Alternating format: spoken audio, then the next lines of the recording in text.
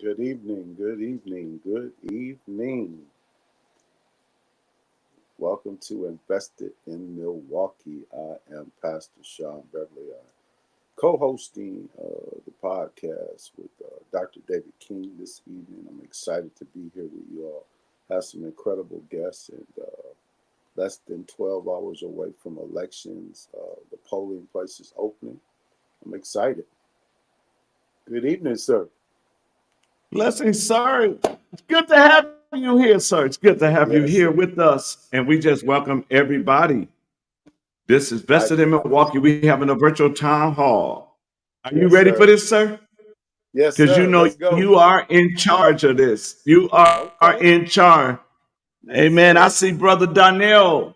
Brother Donnell, that song y'all just heard, that was Brother Donnell And and it's fire. testimony. And it's fire. Yes. And it's fire, you guys. It's So fire. here's the rules on the town hall meeting. This is a virtual town hall. We have other candidates, and I'm trying to wait for a couple of more that's going to come on, but this is a virtual town hall. Y'all can ask us anything you want to ask us. We have people running for alderman. We have people running for county Comptroller. comptroller. Yeah. Yes, CFO, Chief Financial Officer in the Yes. building as well. Uh, this is about a new face, a new direction in our city, in our county. This is about the people of Milwaukee. So listen, the first thing we want y'all to do is share, share, share, share, share. After you Yes, share it, sir. put up some red hearts. in the comments so we'll know that you guys shared it. I'm turning Yes, it. sir. I'm gonna bring in the other guests, and then I turn it over to Pastor Sean. He's in charge. All right.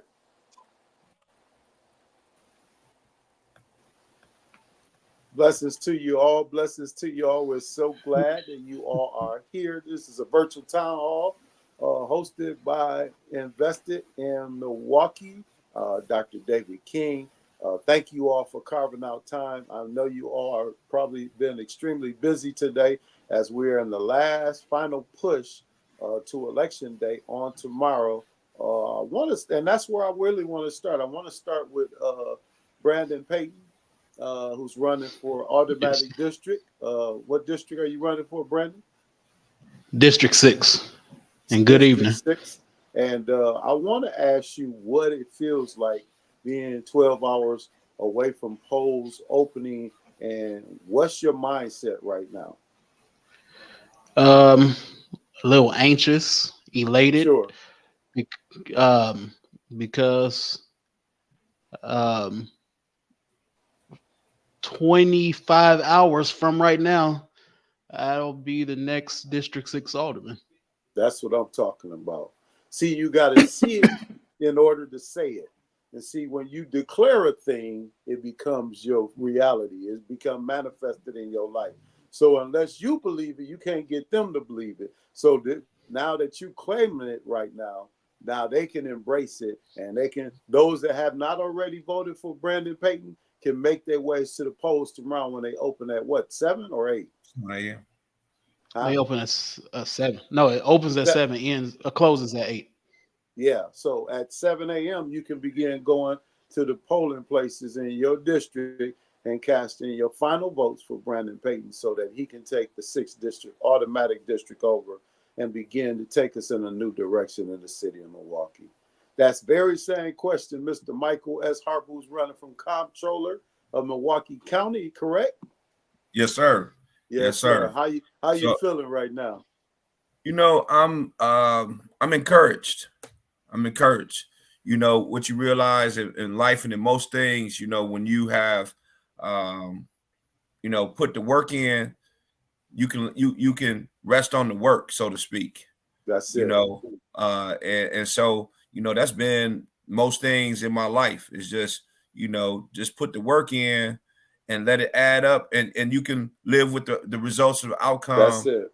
You know, and keep your head up and keep moving. So, absolutely, you know, I'm encouraged though that we have made a clear case for Michael S. Harper to be the next Milwaukee County Comptroller, you know, and to lead our financial future with the leadership that we have, and start to build some stronger connections between the city and the county and the surrounding municipalities who oftentimes see us as, you know, taking resources away. We in the same thing together. So, you know, that's been a very encouraging part of the process as well, is to begin building those bridges and making those connections, because we got stuff to do. Yes, sir.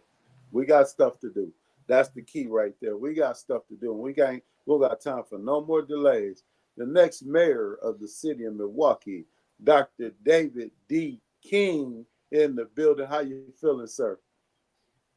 Man, I feel like a player at the Super Bowl, ready to play. You know, I just ready to play, because I really believe that the people of Milwaukee is going to get out and speak volume in this election right here. You know, all the work I've done during this campaign, but not just during this campaign, but just all the work that I've done in the city of Milwaukee, you know, trying to empower families, trying to bless into families, trying to do what I can for the young people. Now we can shift and take everything into a whole new direction. I'm excited for the people. I'm not excited just being the mayor. I'm excited what's getting ready to happen for the people of Milwaukee, and that's the part that gets me the most. You know, I'm really excited about what the people of Milwaukee is about to get. They're about to get real leadership. They had that. They're about to get somebody that really care about them. They never had that.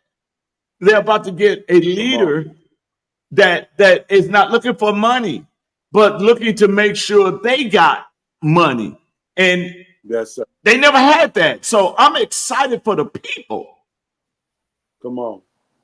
I love that. All of you gentlemen, I believe, just having conversations and dialogue with you all, I think you've done an amazing job of getting y'all message out. The messaging has been clear and concise.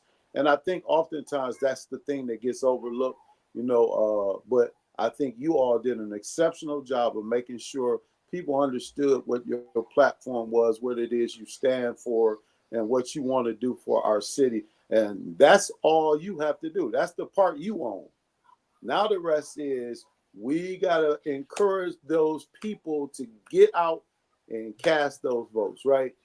That's the biggest part now. And those are the numbers that we got to change, because in past elections, those numbers were way too low for a city the size of Milwaukee. So we got to make sure that we push.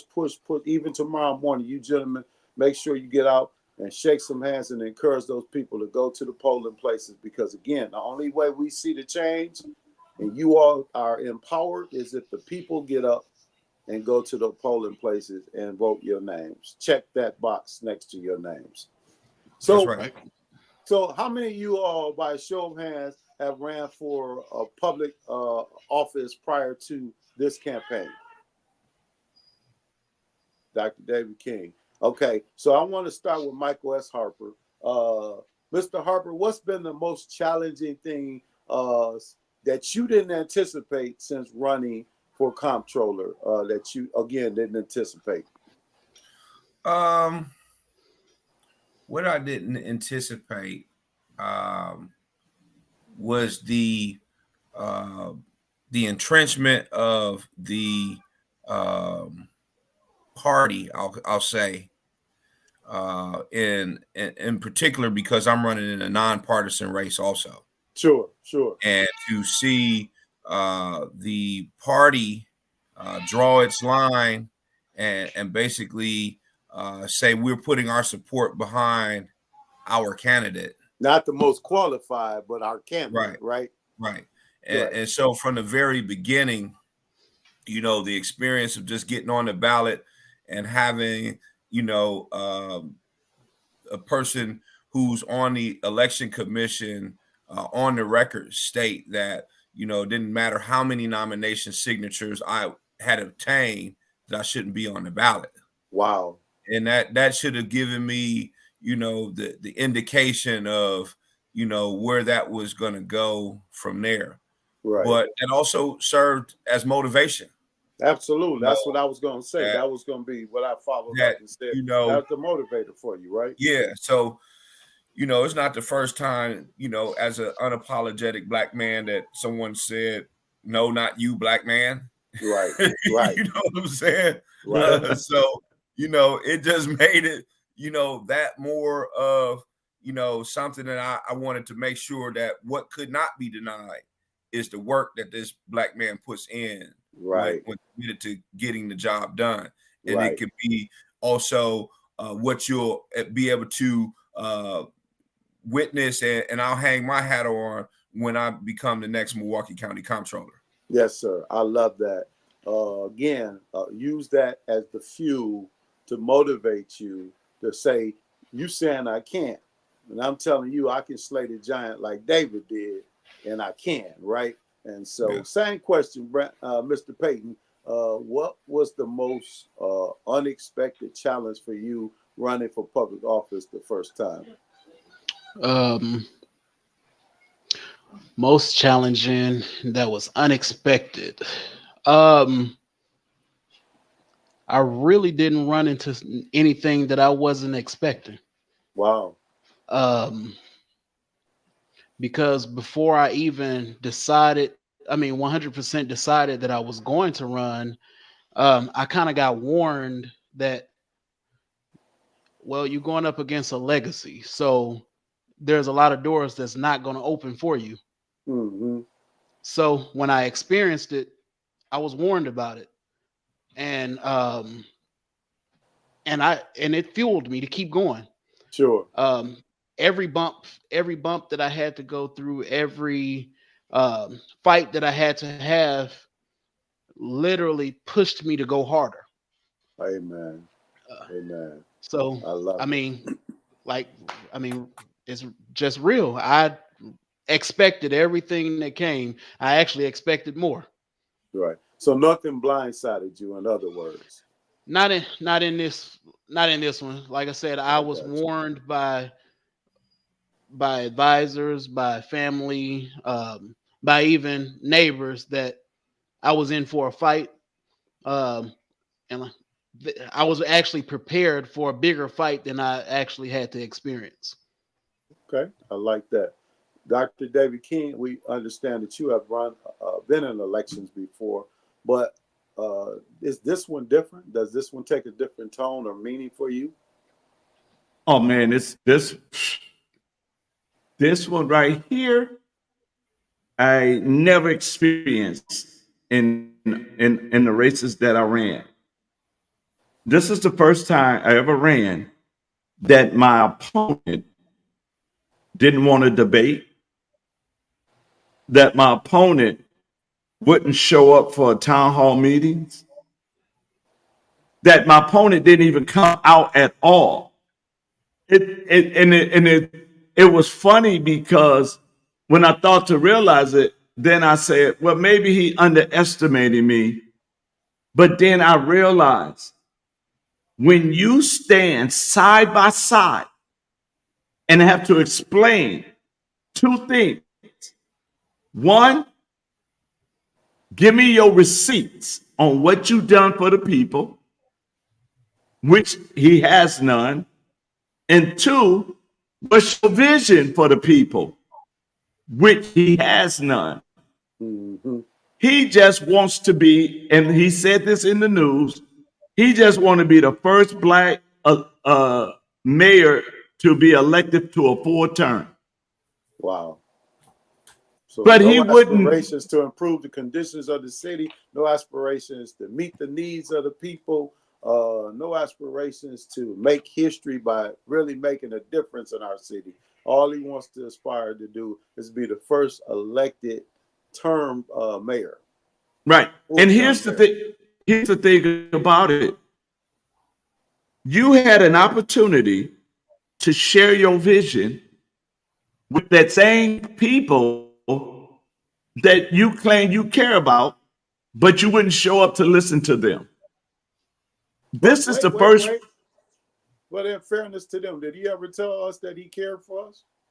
Because I've never Oh, heard a okay. press conference. I've never heard a press conference or anything he said where he said, my concern is about the people. I've Right. never heard that. So I'm not surprised. And as far as what you said, that you should take that as the highest form of compliment that he never wanted to sit next to you or stand next to you and debate the issues. That's the highest form of compliment somebody can give you. That he's so intimidated by your presence and your resume that he didn't even want to sit on the same stage with you or be in the same building with you for people to compare what you've done for the city as an unelected official and as him being the mayor of our city for what, 4 years now? 2 years? Two. 2 years. This 2 year term. Two. So Yep. again, that's the highest form of compliment I can imagine. I want to ask you all a question, and I'm gonna put it in track terms. You run a track, be it the 100, the 200, the relay, the 400, whatever, the 800. We all know that good coaches gonna tell you save something for that final kick. Save something for that final kick, so you can make it across that finish line, right? What did you save for that kick, Mr. Payton? That final kick. Um, so tomorrow, my team, there's 20 of us who will be patrolling District 6, still knocking on doors. There you go. And while we're knocking on doors, instead of just knocking on doors and telling you information, we're offering you a ride to the polls. I love it. I love it. I love it. That's a final kick. Mr. Harper, same question. Yeah, I mean we're you know, I don't have much of a team, Right. but you know I've been continuing to just put the word out. You know, Yes, I'm sir. preparing to take some folks. I'm still, you know, I was at grabbing a sandwich this evening. The brother told me at the sandwich shop I didn't have a reason to vote. You know, my vote don't count. I said your vote count for me.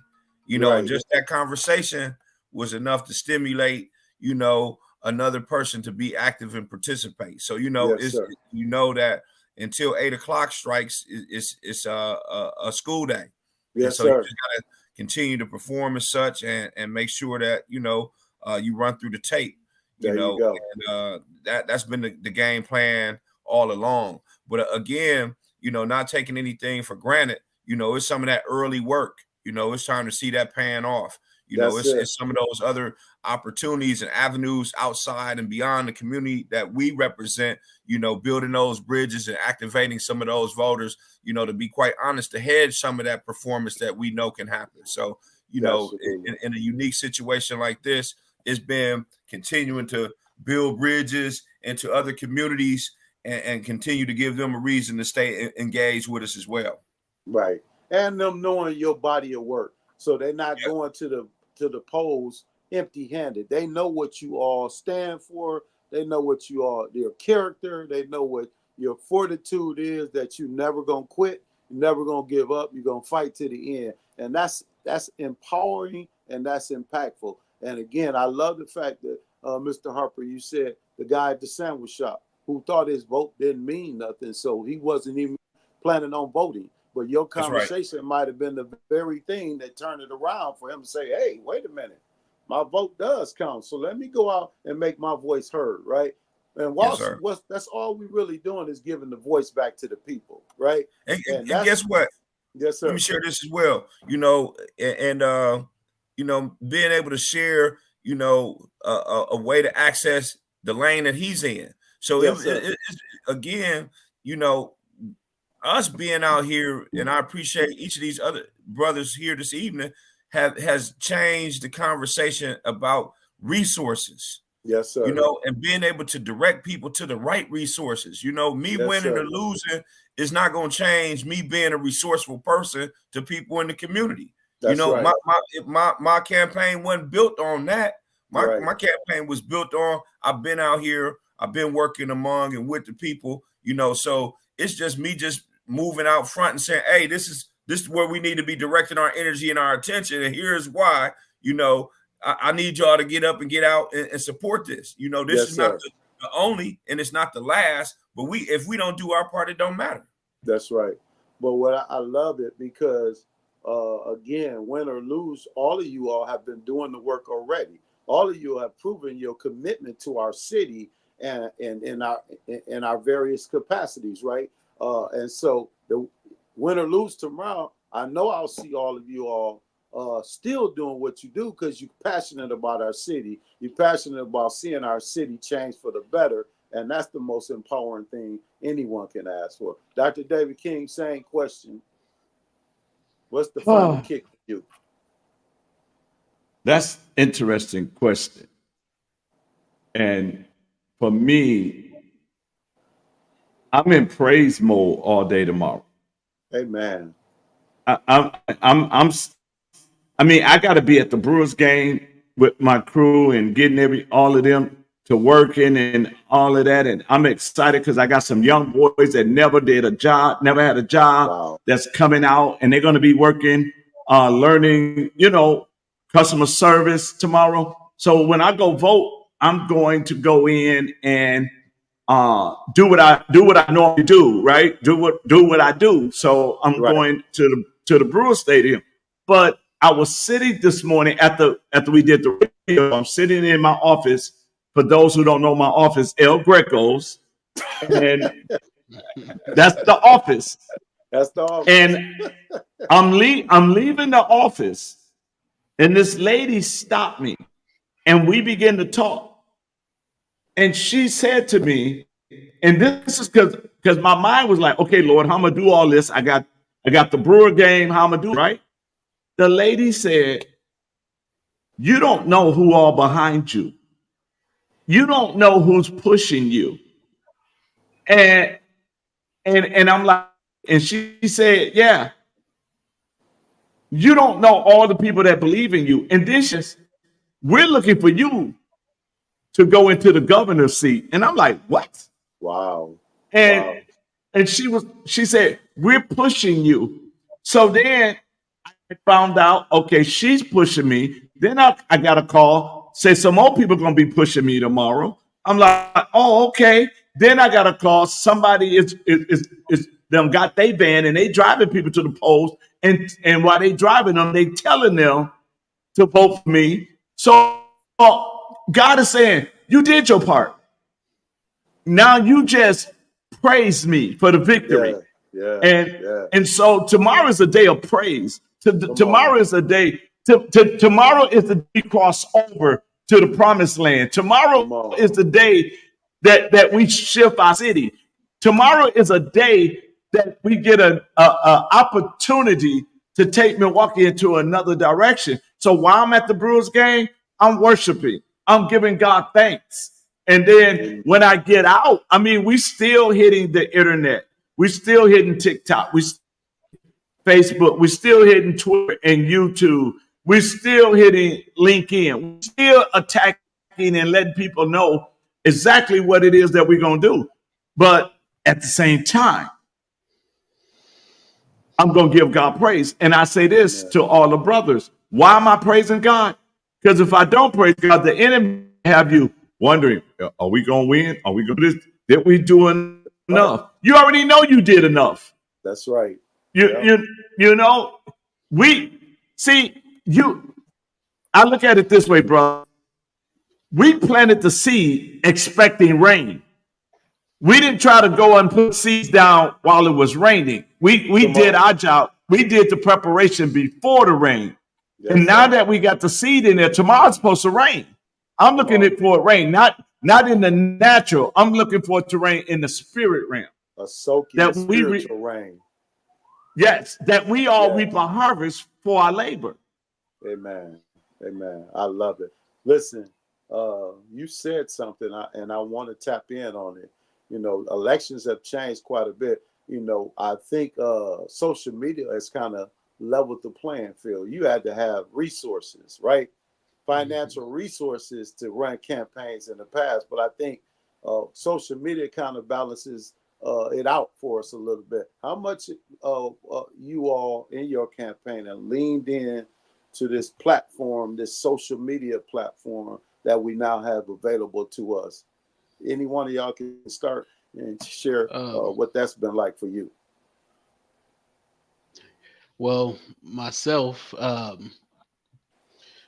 running on a shoestring budget, social media was very, very powerful for me. Um, Social media actually connected me with a lot of people who's been, as of I mean, January, stepped up and helped me in ways and put me in rooms that I wouldn't have knew how to get into or maneuver Wow. to. Wow. But social media brought them to me. Um, so it was very impactful for me. Amen. Anybody else? Mr. Harper? Yeah, I'll jump in for sure. For someone who pretty much only used LinkedIn, you know, I've had to learn how to utilize all of these platforms to, you know, get the messaging out, you know, Sure. and you know, from 0 to over 500 on one platform.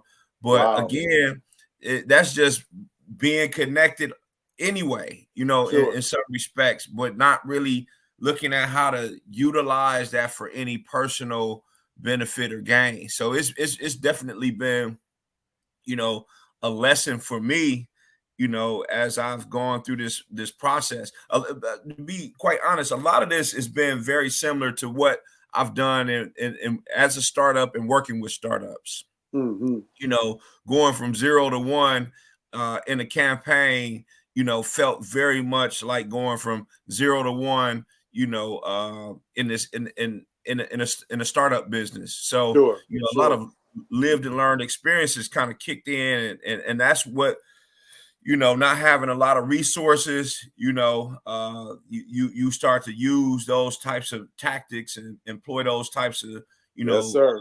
you know, approaches to getting it done, right? You can't say what I don't have. My uncle told me years ago, use what you got to get what you want.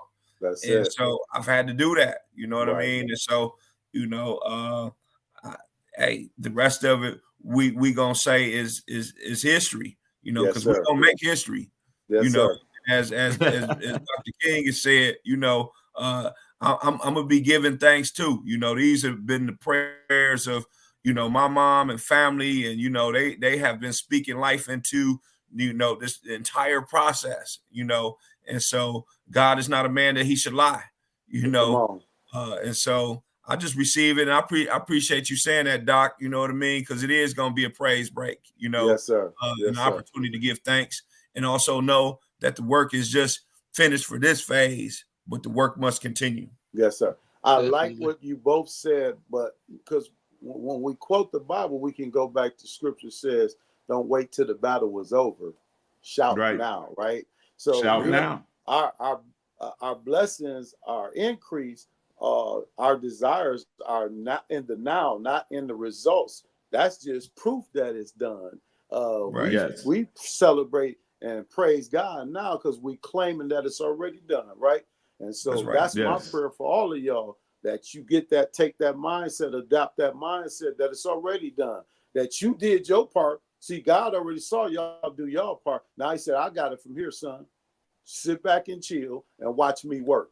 Because the world will know that I'm God, right? And that I put platform. See, nobody else platformed the three of y'all. God Right. platforms y'all, right? He Right. called y'all for such a time as this. And I truly believe that each one of y'all gonna be so tremendously impactful in y'all designated roles in the city that it's gonna inspire even more people to take those routes to holding elected offices in the city of Milwaukee, because our city is in dire need of change, and it's from top down, right?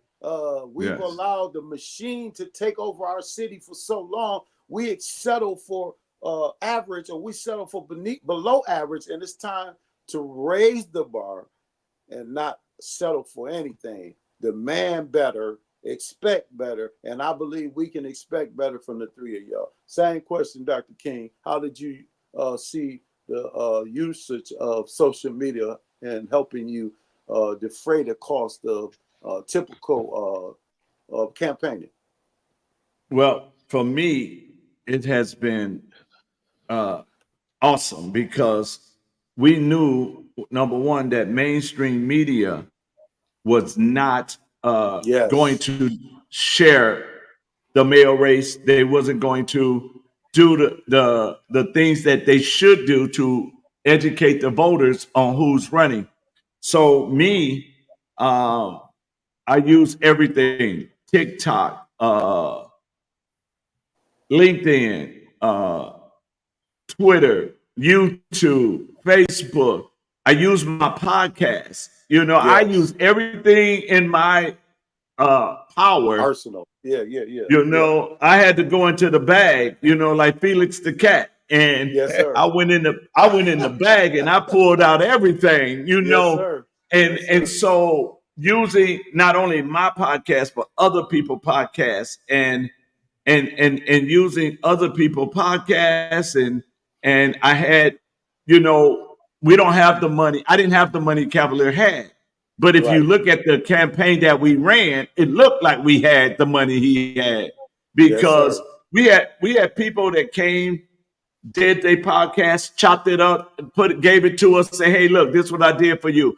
We had brothers, y'all heard the song. We had brothers make some for us and say, hey, this is for you, you know. And so, you know, we just had, you know, we was blessed with the best gospel station ever, you know, on our side. And you Bless you. when you go forward to do what God, see, never ask God, well, how can I do this? I don't have this. I just said, that's what you want me to do. That's where I Right. go. That's what you, whatever whatever you want me to say, you're going to speak for me. I never asked any town hall meeting to give me questions before the town hall meeting. Just Right. ask Not and I scripted. Yeah, share. yeah, yeah, yeah. I never asked any radio team to give me the questions. Just hit me and I share. And so all of that, it went and other people made Facebook pages for us, and so it was great for me, and I think that's what allowed people to hear my heart, so that they were Yes. like, "Oh, this dude is real. Let me go look him up." Um, Pastor Sean, I'm gonna put something up, Mm-hmm. and you're the moderator, so this is what someone is saying to us, and then you Okay, can sis. deal with it that way. Sure. So Jared Lasky said, I asked David yesterday this question, so I'd like to get your opinion. My question is, what is the single most important issue with the problems you face in Milwaukee? I'll ask that very question to all of you. You can answer it. Mr. I'll start with you. Go right ahead. Me? Yep, David. Well, I have two issues, and my two issues that I have to really address seriously is the infrastructure of the city of Milwaukee and how they do business, Sure. and then the social issues in our community, which is causing the high crime. So, in order to knock out the crime, we got to address the social issues, Sure. and in order to not to raise your taxes, we got to deal with the infrastructure of the city so that we make sure it run properly. That we ain't got to raise taxes. I love it. Mr. Harper, yours gonna be different because you the money man, you the bag man. So obviously, we know that you got to be fiscally responsible, fiscally wise with the resources, because it seems like the resources is shrinking as opposed to growing, and so you just got to be strategic about how you utilize it. What would you say the challenge is for the comptroller? Of Yeah, Milwaukee well, County. one of the things I already commented just based on the general question, which is a lack of collaboration and silos of services. Sure, Uh, sure. so, at a time like this, we have two factors that we need to really be diving into. One is the Innovation Fund, which is sitting right inside of Act 12, which has earmarked $300 million to, invest in municipalities that are able to achieve a certain benchmark of savings. So, Sure, hey, sure. let's figure out what that is. We'll conduct that like a startup weekend. We'll pull the whiteboards out and start to have conversations across departments and the organization, right? So we can bring all those voices in. That means that we have to get out of our silos. Right. Number two, we need to realize that there's unprecedented federal funds available that we need to, figure out within those same conversations. How do we secure more of that arrives and lands in Milwaukee Mm-hmm. County Sure. without it touching Madison before it arrives? Right. Right. So being able to secure more money directly to the county Sure. is vitally important. And I would say Absolutely. that gets to Dr. King's point about the infrastructure, being able to find a way to procure infrastructure and its services in a way that economic benefit is local and impacts our small minority women-owned businesses, Sure. so that multiplier effect can take hold.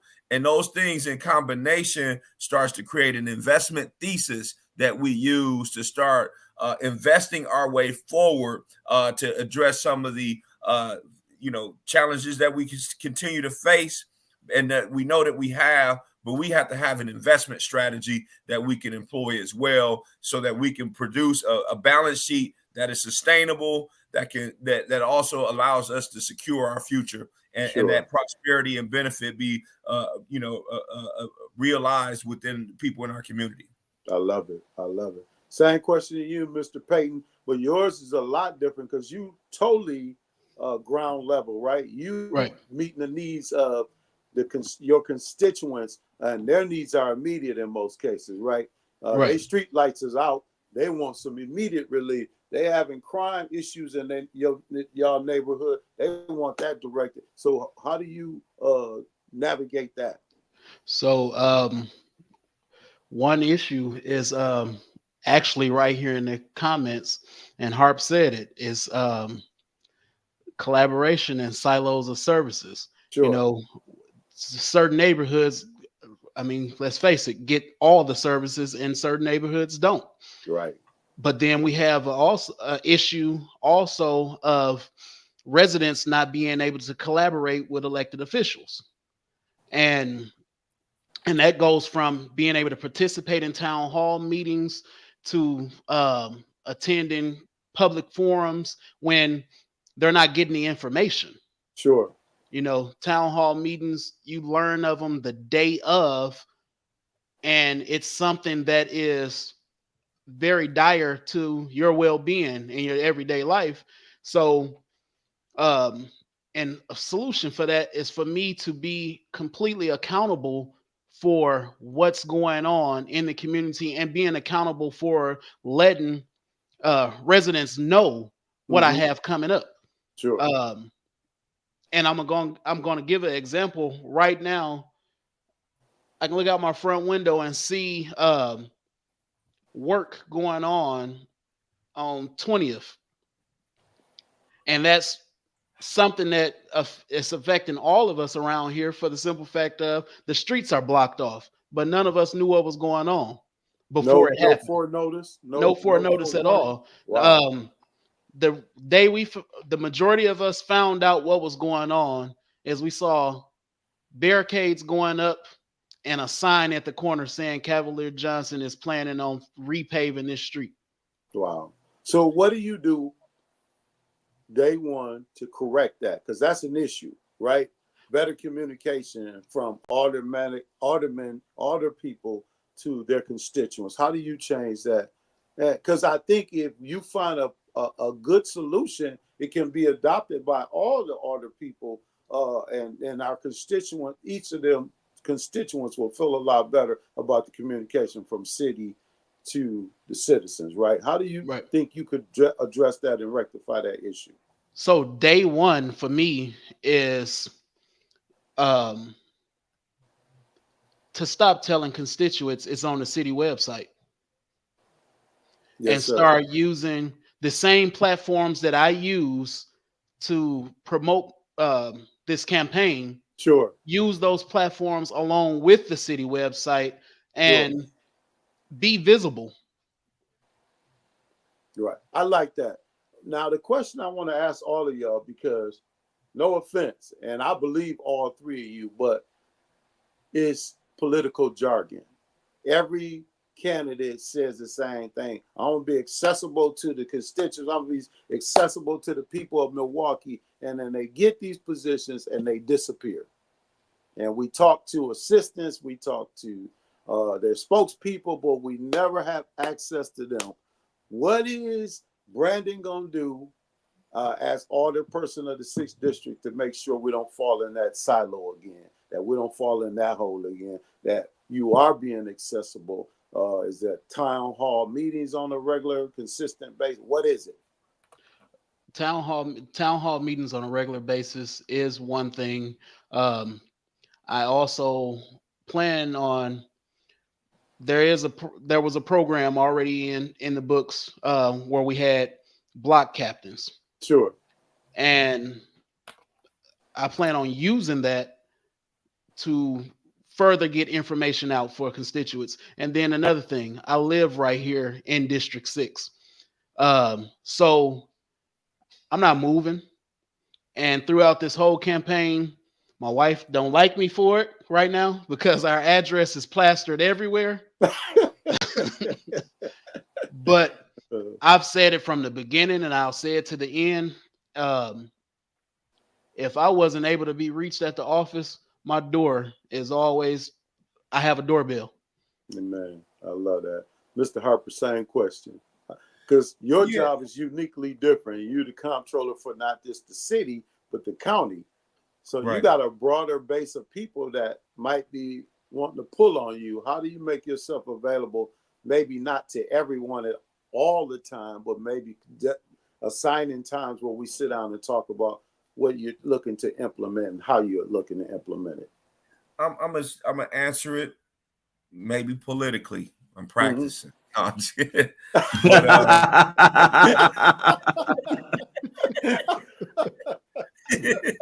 But you know, but here's something I'll put on us. And Brandon started down that path, and thank you. It's like when we have things that we're available, mm-hmm. we don't show up. And so I've been in a lot of rooms, you know, just in my goings and comings and bidding for my own affairs, right? Sure. And I'm generally the only Black person in that room, or one of two, you know. So we not showing up. Right. So as Homer Blower put it, these, you know, how many E's and C's can we take? Excuses and complaints. Right. You know, because when it's time or when we have something that's pressing, the people not showing up. Mm-hmm. So, you know, if the vote showed 8.5% in the primary, you know what I'm saying? Then what more does Brandon have to do than the hard work he's already done when you not showing up? Right. You know what I'm saying? So what people want us to be accessible for, because we here to take care of business. Y'all want to just, this ain't no photo op. This not no, you know, no opportunity to just come and say, I know somebody, so you can name drop and pull up and all that type of stuff. What we here to do. Right. You know what I'm saying? Because when it's time for us to show up, we have not been showing up. So now you want to open door policy and you haven't done your part consistently to even, you know, be there. Right.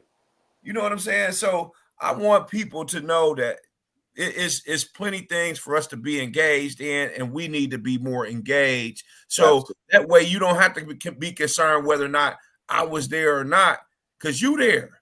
Right. You know, and you're a part of the conversations and a part of the discussions and a part of the solutions. Right. You know, we show up when we want to complain and when we want to excuse something. But when it's time to come and be critical thinkers and contribute to a solution, we are not in the room.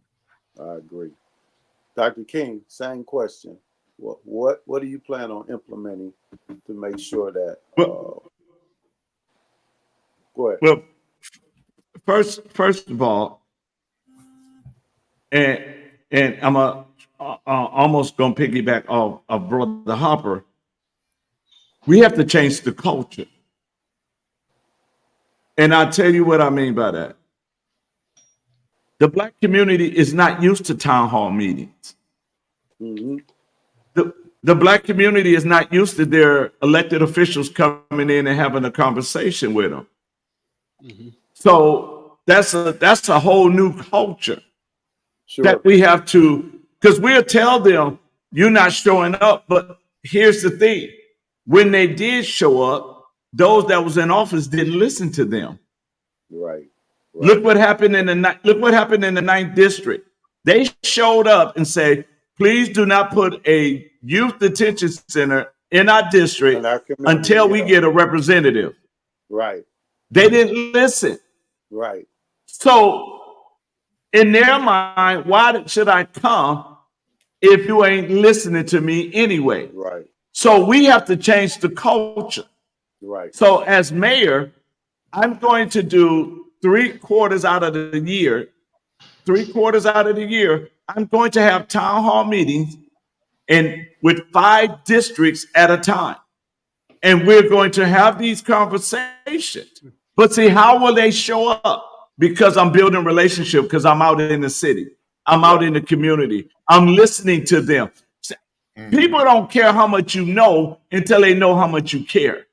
That's it. And so as their elected officials, we have to show them we care. Because to them, you can talk good, but the last person talked it good. Right. And they didn't show up. Right. Look how many people say, oh, vote for me because I'm for the Black community. I got the Black community. Right. And then left the Black community out to dry. So now you got more Blacks saying, I'm for the Black community. it's like a woman in the club, and every brother that came up to her used the same line. Still don't want to hear that no more. Right. Right. Right.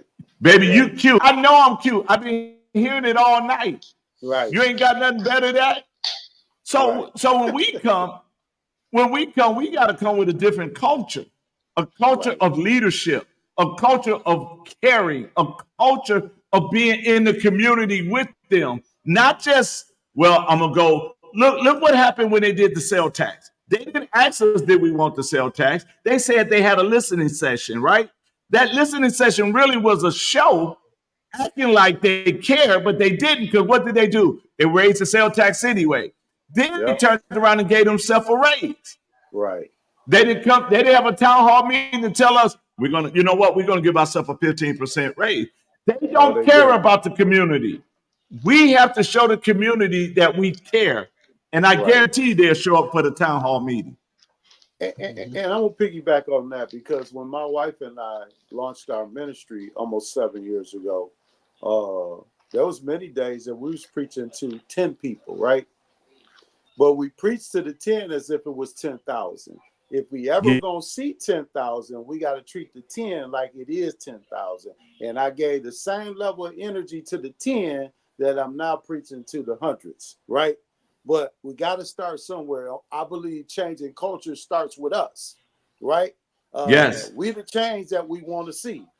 So I'm gonna show up whether you show up or not. So then when we come election time, hey, I was there with the information y'all wanted. Where was y'all? So now the Yes. onus ain't on me as an elected official, it's on you, because everything I said I was going to do, I provided. You just chose not to take advantage of it, right? So again, Right. when we start giving out report cards to our elected officials, you all will have A for effort. You will have an A for following through on your work assignment, right? And nobody can call that into question because you was there. And so I think that's important. We're gonna lead. We got to lead in all areas. Right. You know what I mean? We don't. All I'm gonna say. Wait, let me say this, and I'm gonna let you. Okay. What was that saying? Michelle Obama said, "When they go low, we go high." Mm-hmm. You know what I'm saying? We don't meet negative with negative. We don't meet poor with poor. We continue to fly high as eagles do. We soar like eagles. We don't flap like birds, right? We eagles. That's We right. soar, right? And so we're going to always raise the bar. We're always going to lift the standard, whether they're ready to accept that standard or not. No, we're going to operate in excellence, because Milwaukee is a city of excellence. We got some brilliant people. Michael Harper, you brilliant. Brandon Payton, you brilliant. David King, you're brilliant. I talked to you on the radio today. The way you make things so simplistic, we fight over stuff that is so simple. If we just take the common sense time to figure it out, it's not as complicated as it said. I want to ask Michael Harper asked this question. BTR. You want to put that back up? It says, Yeah. Connect to meetings was hosted at Century City Building to discuss the next phase of development. An estimated $150 million project, and we had less than 20 people in attendance. See, that's what I'm talking about. But wait. Now, I gotta defend the community, because that information didn't get out. Because I didn't even get that information. Really? So was it a communication issue or a lack of concern issue? Well, I won't say that it was a lack of concern, but the concern is that messaging may be part of the problem, but information is available. We find everything we want when it's some BS. You know what I'm saying? But now you're talking about asking people to go enter into a new arena that they totally unfamiliar with. So, like a baby or somebody teaching them how to ride a bike, we're gonna have to hold their hand for a little while, right? No problem with that. Hold them up until we take the training wheels off. So we're trying to get them to understand how important it is to be civically involved and engaged. We might have to walk with them for a little while to get them there, right? Yeah, I'm willing to do that, good brother. But I'm saying we finding what we want to find. Sure. You know, right, but hold on, brother. The BRT people catch the 27. That's the bus line. That's one of the most actively written bus lines in the entire county. So it's not as if people are completely oblivious to it. Now, getting back to whether they care. Let me say this. I didn't mean to interrupt you, but let me say this. We know how the game goes. We can say that we're going to have a town hall meeting, and we can say we got a project coming up that's going to be $150 million, right? $150 million. But if that information doesn't get to people that's not in their circles, if that doesn't get out to the community and flyers at every community, every house, they say, hey, listen, this is getting ready to happen in your community, right? We need to do this. If it doesn't get to the community, then knowledge will always govern ignorance. Ignorance means I haven't gotten the information. So if they don't give us the information to come out and look at that project, if they didn't give us the information, and one of the things I'm really, and I say this about her all the time, Director Carr, right? She's giving the information. She's letting people know.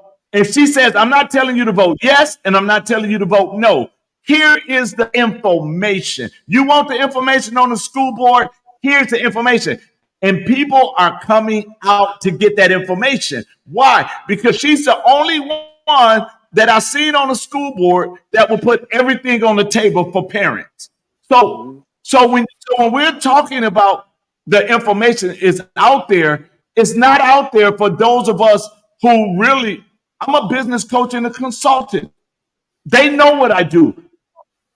Know that information came to me.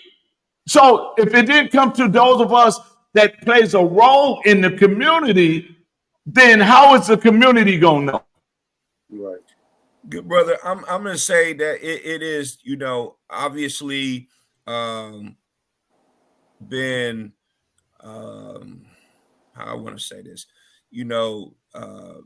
intentional that we are ignorant as we are, because I saw the information, but I'm also one that's seeking information. Right. So let me put that disclaimer, in this, because a part of what I do is driven by research. So it's a part of my machine and apparatus that I'm aware of a lot more and at a higher degree in depth. But I've also been a purveyor and a disseminator so that we don't live in the dark. Right. And so again, but how many more are Michael Harper's out there though? Because I know for a fact when it comes to things to improve the conditions in our community, they generally don't give us a lot of advertising. They'll put it out so they can justify saying, well, we put it out there, it was available, but how long was it available? Because I know I'm an advertiser by trade. Our business is advertising, right? Mm-hmm. I tell people when I'm trying to promote advertising with a business, I said, listen, do you honestly think David Gruber wants to spend $1 million a year on advertising? I'm sure he could buy a villa in Italy with that $1 million, but he understands the importance of advertising, right? And he understands that he's doing something subliminally to us by bombarding us with his message constantly, right? And that's what we got to do with the message, especially when it's in terms of doing something to improve the conditions of our community. We got to bombard them with it, right? And then we let the chips fall where they may. You ain't got no excuse if you saw it 20 times a day and you just chose not to show up. Then you didn't care enough to want the conditions to change in your environment. But I believe oftentimes they don't put a lot of effort in making sure we got that information. And that's by choice, right? So they can move those funds, allocate those funds to other people and other communities, saying, well, it was there for you. It was just sitting there. Nobody took advantage of it, right? And let me give you a perfect... I'm sorry, Brandon. That's okay. But I just wanted to say, I want, and I'm quite sure I'm speaking for Armenian communities, I want the same energy that you give me when you want your vote. Right. There you go. There you go. And let me say this. I know you running, but you don't make sure that I know that you were having a meeting that's discussing money that's coming into the community. Right. Now let me say this. Let me say this. There was a county supervisor. I'm not going to say their name. There was a county supervisor, and there was a program that would help individuals if they wanted a career change down at the YMCA on Martin Luther King. Mm-hmm. And this is what I was told by a county supervisor, came out their mouth. Everybody that didn't use that program, we got kickbacks off the money that was not spent. Right. And That's what I'm talking about. I said, but y'all didn't put the information out so people could come Right. and learn this. So when you look at it, like look how many organizations that really does things in the community that will call and ask on information on to apply for block grants, that the people they call that work in City Hall even tell them everything. So it is designed to hinder us, and we just got to be honest with that. And Brother Hopper, I'm like you. I dig for information. I do my research. I do it. But once I get it, I make sure it's in community hands because I'm calling out events and I'm putting out there. I got a flash drive right now that I'm going to people and say, give me your laptop. You need this information to know what's going on with your kids. I'm giving out books. I'm giving out DVDs. I'm giving out the information because here's the thing about it. Everybody doesn't know how to maneuver to get what we're looking for. Everybody don't know that. This is why, for example, local race. You know why the turnout is always low? Because they didn't teach us that the local race is the most powerful race. Right. They teach people that local races is more powerful than the governor's race, the president's race. That's why at the NAACP, when they asked me certain questions, and Pastor Sean was there, I told him that's not in the mayor's office. Mayor has no control over that. That doesn't control to the mayor. This belongs to the state. That belongs to the county. I let them know because see, one of the things they didn't realize was I know my government. I know government. But when they started to ask questions, they asked questions that had nothing to do with the mayor's office. And what did I do? I educated the people. That is not the mayor. When a guy had a complaint, I asked him, was that city, was that county, or was that state? He said that was state. Okay, you got to go to your state representative. A lot of our people don't know. So it takes people like us to make sure. We can't assume they know. We got to make sure they know. Right. I agree wholeheartedly. We got work to do because, again, and that's why I believe God is positioning you all because you are the teachers, you are the architects to get our information to our people and so they can be more informed. How can we make sound decisions if we're not informed, right? How can we? That's right. Because sometimes politics can be intimidating to people, right? You know what I'm saying? It's what most will say is that's above my pay grade. No, it's not. You just got to take the time to get to understand it, right? When you all, prior to you all wanting to run and desiring to run for your offices, you did your research, right? Right. You did your research to understand what it would take to make the changes you wanted to see in your city. So you didn't just say, I'm going to run for mayor and that's it. No, you did the behind the scenes research and behind the scenes work to make sure that if I am elected, I can thoroughly do the job competently, right?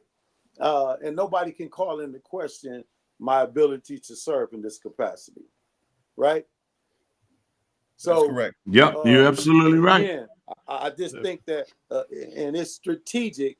Many times, the information when it comes to improving the conditions of our community, they don't disseminate that information like they should, right? I assume I treat forgive me, I treat everybody like a child. I might ask you the same question 7 times to make sure you got it, right? Because I'd rather you get tired of hearing it than tell me 6 months down the road. I don't remember you telling me that, right? So we got to be position ourselves. We teachers, as we take these positions, we're now teachers as well. What you was doing at that town hall, Dr. King was teaching, right? Yes. You weren't just sharing your platform, you was teaching. Because that man, he had no idea. He thought that city street was a Milwaukee city issue, and it was not. It's not. That 76 is a highway, right? And once Right. you put it in that terms and told him that that's a state issue now he was like, oh, okay. Now I know who I need. Now I know why I wasn't getting nowhere calling the city in reference to what was going on my block. Now I understand I got to call my state rep and tell them what's going on my block so I can get the results. But I could have lied. I could have lied and say I'll take care of it. Right. But that's not my lane. Just like the lady this Right. morning who had the problem with the school. Yeah. I had to tell it, it's not my lane. But if you call this person, you know, and that's what we have to be in order to change our city. We have to let them know the truth. That's not my lane, but here's who you go to get it taken care of. There you go. Go ahead, Mr. Harper. You want to chime in? Yeah, it just passed me by. It'll come back, but Yes, sir. you know, I would just offer this. You know, we do have a duty and an obligation to our community and to people. But you know, when I was an instructor at University of Phoenix in the MBA program, I would always start the class with, "I'm giving everybody an A. It's your job to keep it." There you go. I love it. You know what I'm saying? So everybody starts out with an A. So you don't have to ask me all throughout the term and semester how I'm doing, what my grade is. Everybody start with an A. I love that. You know what I mean? So if you're gonna have an A at the end, you work to keep that. Because you work to maintain because that. The other side of it is study to show thyself approved, a workman that need not be ashamed. Yes. You know what I'm saying? And so rightly dividing the word of truth. And so we have to exercise those behavioral shifts. Right. Also. Right. You know, because the accountability still comes back to our individual decisions that we making. You know, and we still have a responsibility as members of the community to be responsible to the community the same. Yes. So Sir. I mean, if we not raising the standard, we're gonna continue to have the results that we have. Yes, sir. You know, and so a part of this is a challenge to raise our standards. Absolutely. Absolutely. Right. And that's what this is all about. Right. It's about changing the culture. Right. Right. When they see you concerned, I believe they'll become concerned, because many of them feel like our elected officials are disingenuous. They really don't care. They just saying it because they talking points, right? But when they see you genuinely care, I believe they'll take more of a proactive approach. They'll take more ownership, and hey, I got a part to play in this too, right? You know, when I lived, before I sold my house, I lived there for 27 years. So when I get up in the morning and I walk my dog, if I saw a chicken box somebody threw out their window of their car in the middle of the street, guess what I did? I could have waited for the street sweeper. I could have waited for the city sanitation. But no, I'm not waiting on them, because this is my block, right? So I'm going to take ownership and I'm going to pick it up, right? And when I walk by somebody's yard, no, it ain't my yard, but it's my neighborhood. So I'm going to pick that up. It don't cost me nothing, right? So again, I think when they see leaders that genuinely care, it's going not. Now I'm not saying this for everybody, because some people you just not going to reach. Let's just be for real, right? Right. Definitely. We're just not going to reach them. But I believe it can be a shift in attitude with the masses if they see we genuinely care as elected officials, right? Yes. I believe Brandon going to see a significant change in his district, because they're going to see, hey, he really do care. You know, it's just not about photo ops and saying the right thing. He genuinely cares. I got some results when I called him about the fact that the trash man is leaving trash all in the alley when he picking up my trash every Thursday, right? He got to the bottom of it and got that problem rectified. I got to believe that when Dr. David King meets with them on a quarterly basis and he's sharing them what he's planning on doing, that they'll buy into it because they know he's genuine, he's committed. I believe when they see the results of Michael Harper's work, how he's going to be fiscally responsible, and we got a surplus over here because I made some minor adjustments and how we spend and who we spend with, they're going to buy into it, right? So again, we are teachers, and I think that we lead by example. So I think that's critical for us as leaders. I had a dinner yesterday. I found out at 59 years old, well, 58 at the time when I found out that I had a sister that I knew nothing about. So I had to go down the list. I had to speak with my children because I didn't want this coming out from somebody that would turn it into something ugly. I met with my children first, and then I met with my siblings, and then I met with my dad's siblings to inform them that this was what was happening. And it was accurate, right? But there was a system in place that I meticulously followed to make sure that nobody got hurt in the process. And the culmination of that yesterday on Resurrection, how appropriate on Resurrection Sunday, was us coming together and having a dinner for the first time, with all of us coming together and having a dinner on Resurrection Sunday. And that's what I talked about, resurrecting our family. You know what I'm saying? In spite of these secrets, we're able to come together and resurrect our family to become one again. And I believe that you all are positioned to help resurrect our city, to bring us back to a spirit of unity where everybody, what's that saying? Rising tides or raise all boats. Lift all boats, right? That's what we're trying to do. We ain't trying to lift some boats. We ain't trying to lift most boats. We're trying to lift all boats, right? And the rising tide will do that. You all are the rising tide, right? And so, again, it's incumbent upon us, no matter what, to always raise the bar, raise the standard, and challenge our people to become better.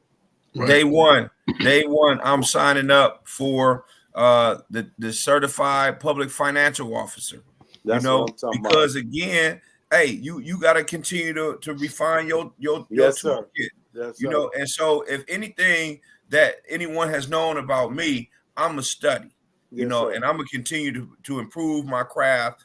And that's important for all of us. I appreciate it because you just hit on something that I think is underlying. This is something you said, Dr. King, early on about the community. It's time for some balm to be put on these wounds. Yes, sir. So that some reconciliation can take place, so that we can have some true healing going on. Because the issues that we are facing are complex and multifaceted. It's just not, the school and MPS. Well, I know how much money is being spent in juvenile justice. So what do we? Why can't we start figuring out ways to partner with from the county and Health and Human Services and juvenile justice to provide resources in the schools that the kids need? Because all of their needs are now defined by the IEP, which is a pathway to the PIC. So if you can't see the connection, correlation to that, then what are we doing? What are we talking about? Right. So it's not just about the conversation of the comptroller. This is a conversation about the improving conditions of the health of our communities, man. And so, I don't want that to be lost. Right. Here's the problem with that. There was some that came in our community looking just like us, saying all the right things, and they betrayed us. Right? Yes. So instead of the walls coming down and us acting unguarded, we became even more guarded because dude looked just like me and he said all the right things. And then when he got in office, he betrayed us. He sold us out, right?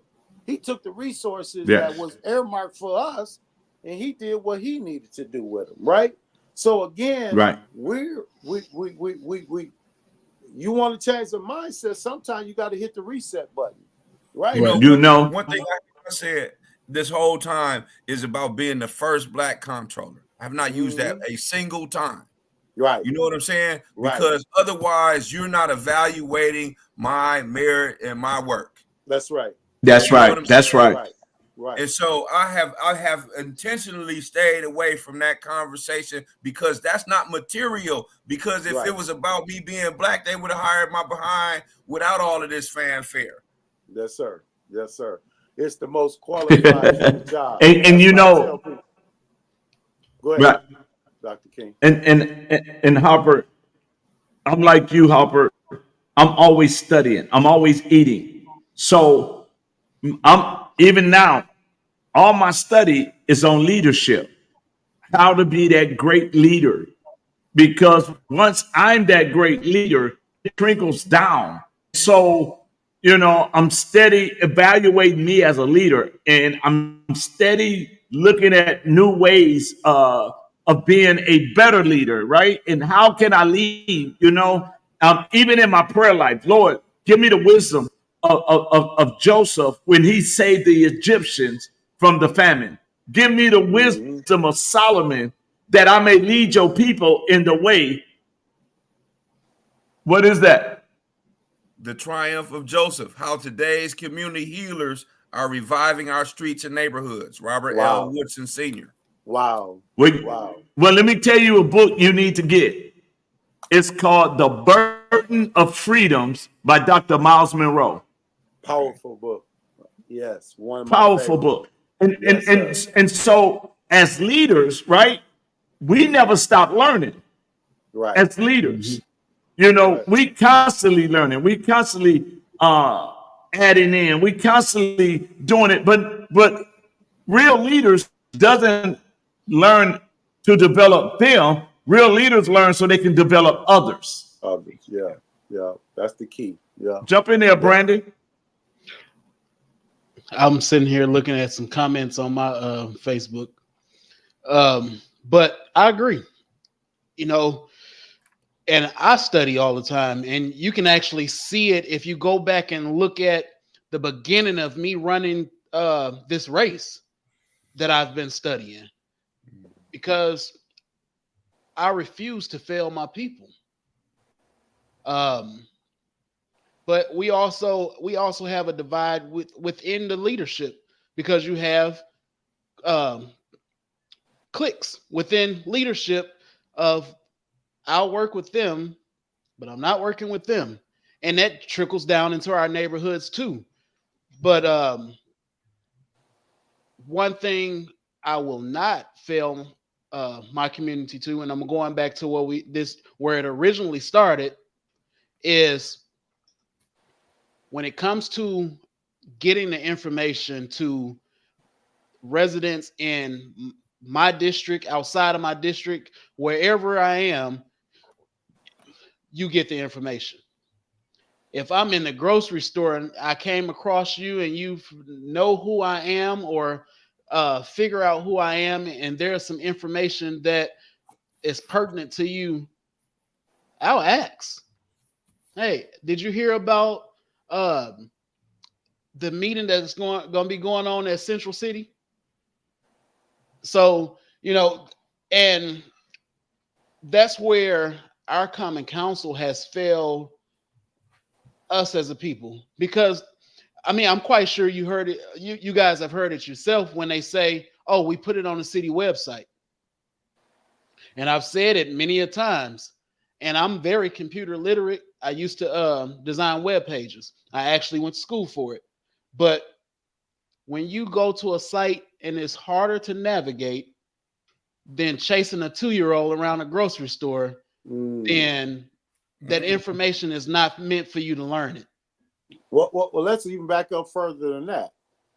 How many homes in the central city do you actually believe have Wi-Fi and a computer to even go to a website? How many got access to that website? Let's be for real, because many of them don't even have a computer. Many of them don't even have Wi-Fi. So when we talking about being able to get this information to them via these outlets, it's not available to the masses, right? I'm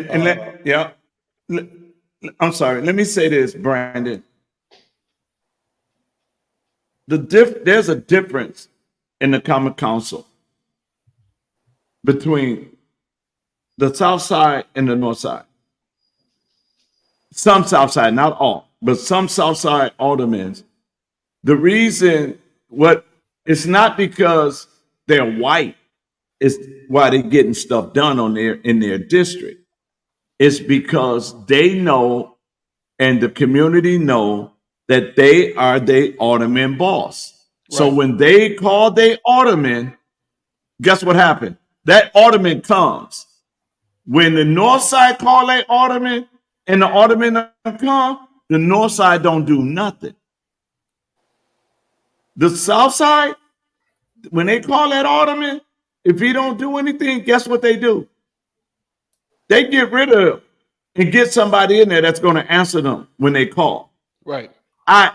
In certain areas on the south side, you don't never hear them say, my alderman is not answering his phone. My alderman won't call me back. Because they know that those people know that they boss, and they know that those people vote in spring elections. And they can and what they do is they know they'll be voted out. The north side, they don't never come, and what do? We vote them right back in. Yeah, we know that's true because how many automatic districts they run in right now unopposed? Nobody even saw the urgency to challenge these people to make them do better. They run it unopposed. And that should never be in no election, right? I feel like every election, there should be somebody running against the incumbent. True. But in many cases, they run it unopposed. So if I'm running all unopposed, that means, and I ain't got to worry about a challenge. I can do whatever. Y'all ain't gonna vote me out because y'all won't have nobody then, right? So, and that's the mindset for a lot of them. And we can no longer accept that as acceptable behavior. We can't allow them to skate through like that. We got to call their feet to the fire. We got to challenge them, and we got to make them accountable, right? We've looked the other way for far too long. Now we can y'all hear me? We can hear you. Yeah. We just can't see you. You buffering. We just can't accept that no more. That's why our city is in the state that it's in, because we've looked the other way and let these people get away with this. How many alderman people some of them sat in office for 20 years, 15 years with little to no results, but they kept getting reelected? That ain't acceptable. If you ain't doing Not your at all. job, then go. If you ain't doing your job, then go find something else to be good at. Right? Right. That should be the mindset. That's why I think it should be term limits on most of the positions, elected positions, because people can get in there and hide and retire with little to no results and get nice fat pensions and live a good life. And they ain't serve nobody but they self. And I mean, that said, we have 4 months to really consider, having another candidate for district attorney.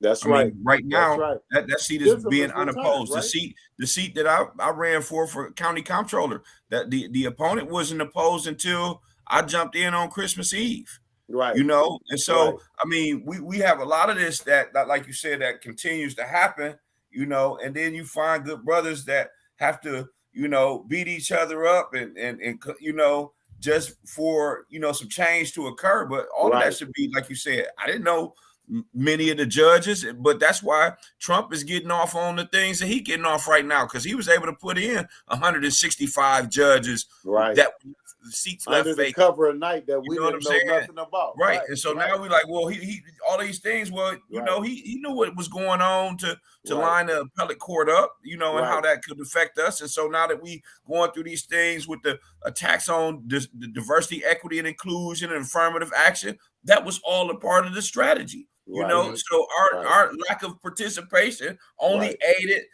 those results. Right. Well, look, perfect example. John Chisholm was about to retire after 30-something years of being district attorney of our city. How many of those elections did he run unopposed? How many you're right. How many controversial cases did he supersede, that he stood over, that we had issues with, but he still held his job? Right? That's right. And nobody opposed him as district attorney. We can no longer look the other way, man. When that boy got killed in the park, you know what I mean? He was behind all of that. That officer getting off in that situation, right? But and I mean, that's the same thing. Barrett destroyed the city, hurt the black community time after time again, and they voted him back in office. Every time. Every time. Because people went to the polls and voted on name recognition as opposed to resume. Right? Well, I remember Tom Barrett, so I guess I'm supposed to vote for him. And our blind allegiance to the Democratic Party. Yep. Yeah, and absolutely. And sometimes it's just the issue of the haves and the have-nots. Right. And but you know what? That's just like everybody upset when they see a man go into the women's bathroom stalking children, right? But they voted for that. That's right. That's right. They voted for that. Right. Right. Because the person that y'all put in office was the person that gave them the green light to go in those bathrooms. That's right. Mm-hmm. Right. Listen, I never saw an African-American flag flying over our state house or our city hall, but I did see an LGBTQ flag flying over both of them. Because we don't stand up, we don't speak up, we look the other way, and they feel like at this point they ain't got to answer to us. Yeah, and so that's what I want to say this, because I know I'm gonna have to jump in a couple of minutes, and I was getting a revenge on LSU tonight. Man, but don't tell me that. But it comes back to, this whole uninstructed. We need to be considering what we're putting on the ballot for August now. That's right.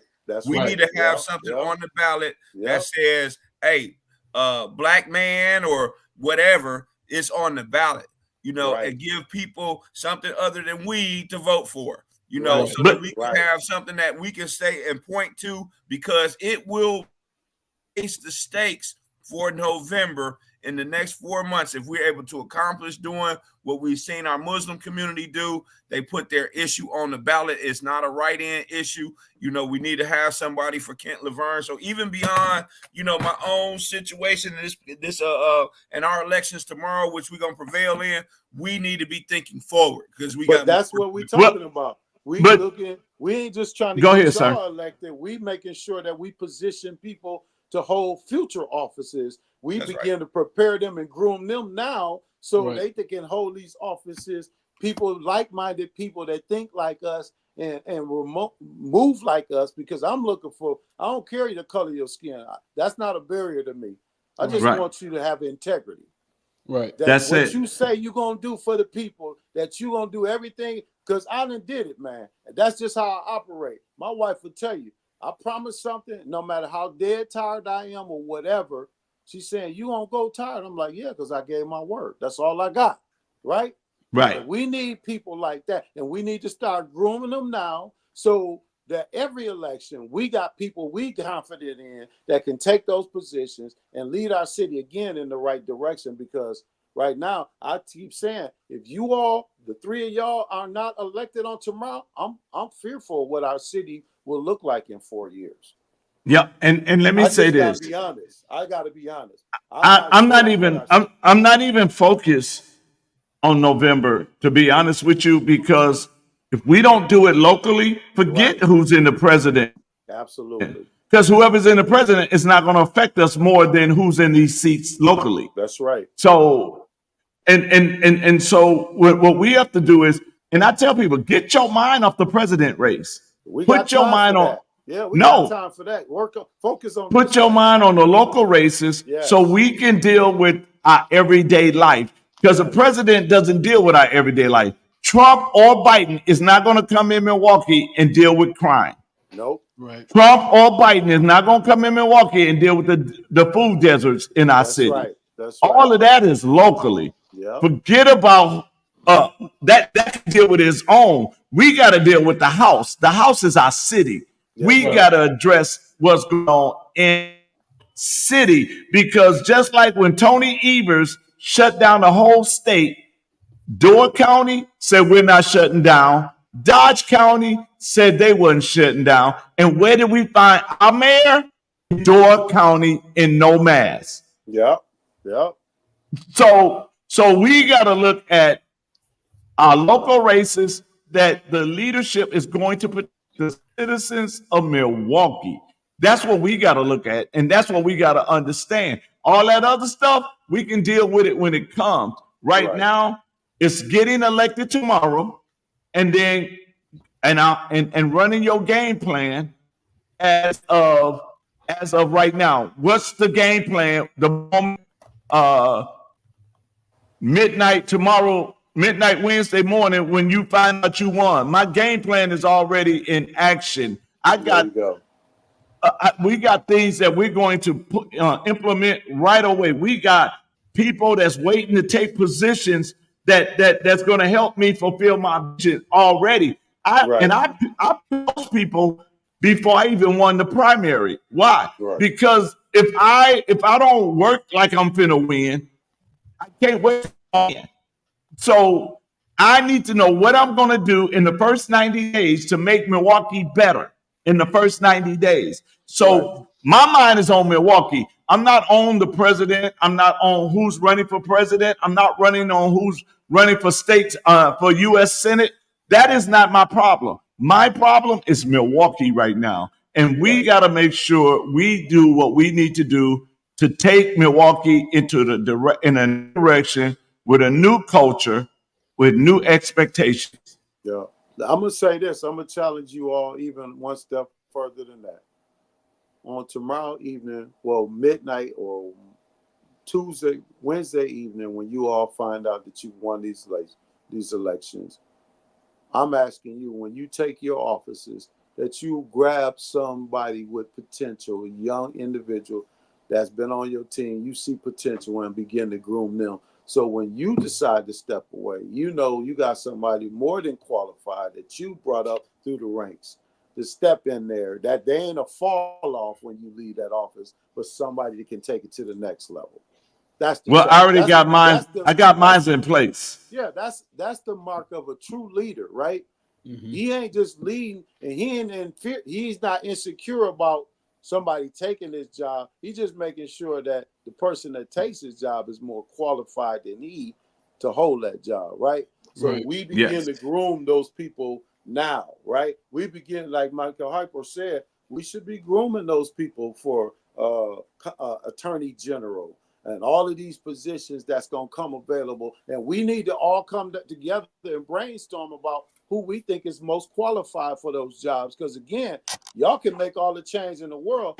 If the infrastructure ain't complete, it's going to collapse, right? All that work y'all can do, y'all going to run into roadblocks and barriers that's going to prevent y'all from doing all of the things y'all really set out to do. And if you don't realize that it takes building consensus and being able to identify the win-win, none of us do this alone. That's and our ability to secure more federal resources does come from our interaction with the federal government, the people that we send to DC. So whether it's about the president or not, we still need to know who the 538 electors are, because that's who determines that. So we have to continue the education so that we stay involved in a process that does affect us. Yes, but I know that. But what I'm saying right now, if we be honest, what we have in Washington right now ain't brought nothing to Milwaukee to affect our everyday community. But so we need to in Milwaukee ain't got none either. Exactly. So that's why this is why we as the new leadership has to say, you know what, Harper, let's go. We got to take a trip to Washington. Brandon, let's go. We got to, because we can show them a unified front. We are all working together to better the lives. But for one common goal, right? Yes. And that's what it's all about. And I speak for the masses when I just say enough is enough. Yep. We're tired. Yep. Yes. So and with that being said, I have to say I'm not going into this job to be a career politician. Thank you. I'm going in with the mindset to create a change, and then I want to bring somebody behind me There you go. to take over for me. Yes, sir. In every position in life, in every field of work I've been in, I've always had to train my replacement. There you go. So um, I'm bringing my replacement with me. There you go. There you go. And as I learn, I want my replacement to learn also. Yes, sir. Yes, And sir. What I already have here mentally, I want to instill it in my replacement, not to do things exactly like I would, but do things best for the community as a whole. Right. Because some decisions, some of the things that I do might not work out, but I'm doing it in good faith. Yes, sir. Yes, So sir. with having that replacement behind me, hey, I mean, somebody always has a better idea, Right.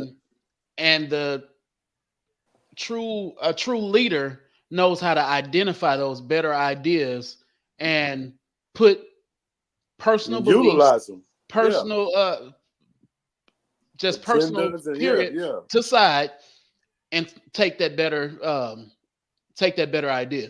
Absolutely. Right. Because a true leader is not intimidated by anybody. Anybody. That's Exactly. right. Yeah. And you have to know where your weakness is and where your strength is, so you can utilize somebody else's strength if it's where you are weak.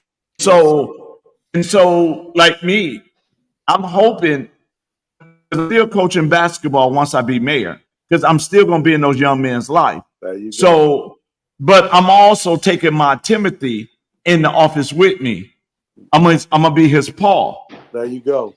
Yeah. And so when he goes in with me and I say, okay, I'm done, you need to take the baton, go That's out, right. get your paperwork. Yes, I sir. endorse you so Yes, you sir. can take over. Right. Because I don't want my work to be in vain. We start off on the good side, and then we put somebody else in office that start to tear all of that back down. That's right. Yeah. I tell my leadership team as a pastor, I said, if I'm the smartest one in the room, we in trouble. Right. You know, Right.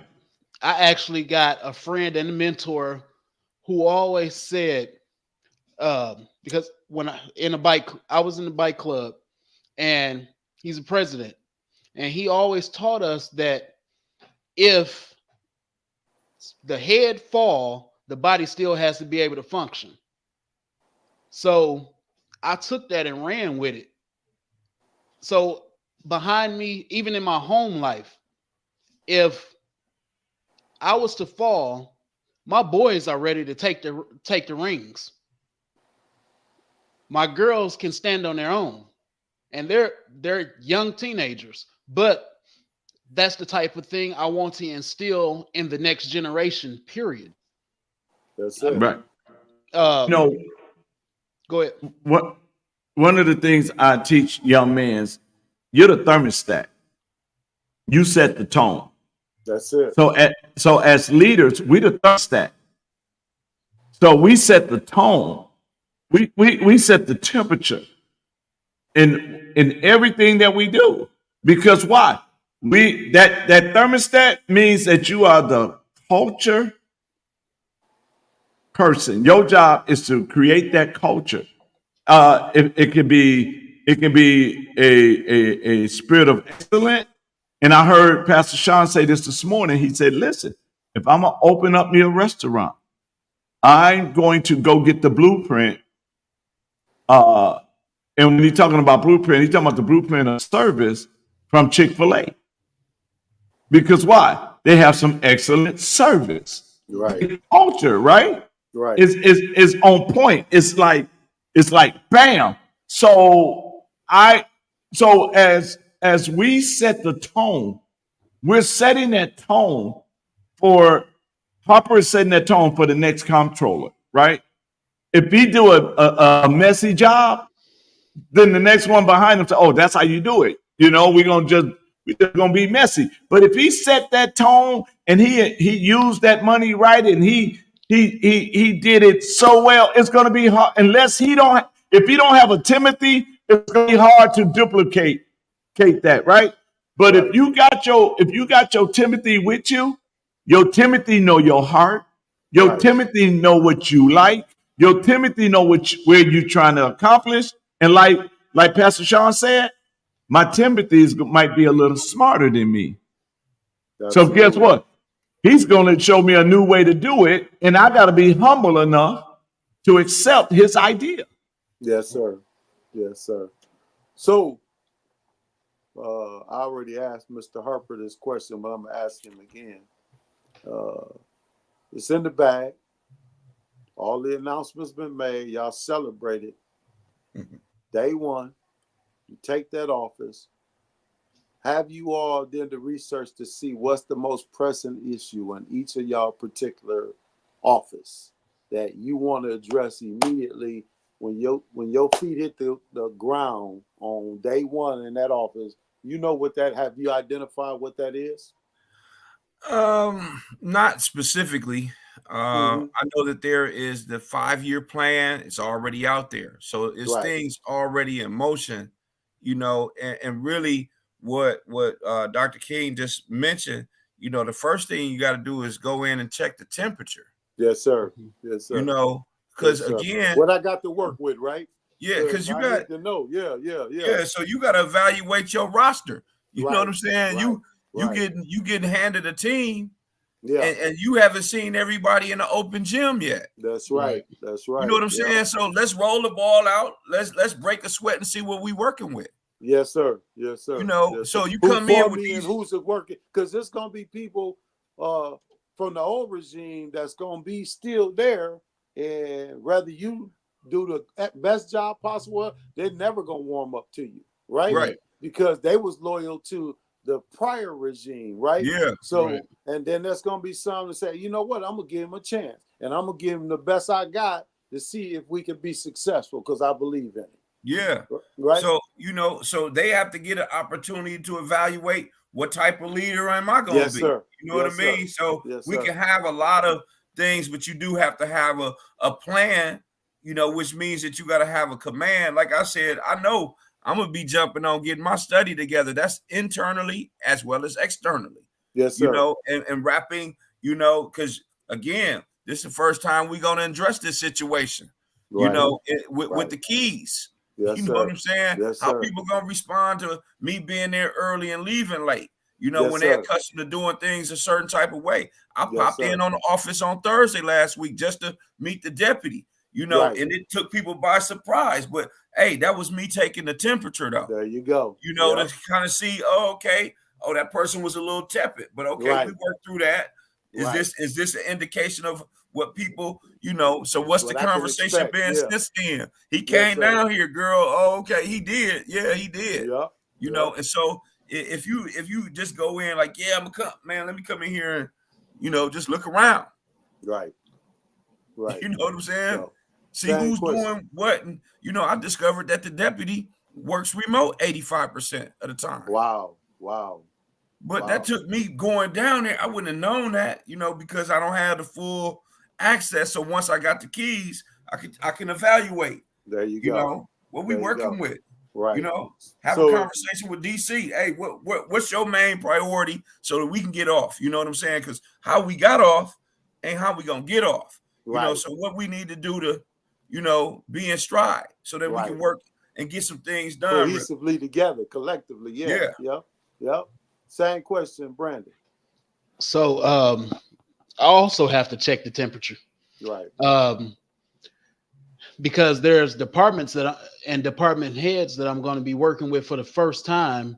So some of them, like as stated, they might not want to work with me or might be reluctant to work with me right away, which is going to be it might be a struggle. I might go in and, everything's just laid out for me, but I don't expect that. Mm-hmm. I'm expecting to go in and have to really put up a fight to do what I tell people on my campaign trail I'm going to do. Right. So with that being said, I think the most pressing thing for my community in my district as a whole is for me to step into the office and immediately open that line of communication. Mm-hmm. Let them know that I'm here and I'm actually listening. I'm ready. There you go. So, you ready? They Yeah. they Yes, knocking sir. already. Somebody's Yeah. knocking already. They see you on there, they knocking already. They yeah, knocking already, baby. yeah. So just to let them know I'm here, I'm ready, and put my head down and go to work. There you go. Dr. King. Well, for me, I'm going to go in and have a conversation with all the department heads. And I got just one message for all my department heads.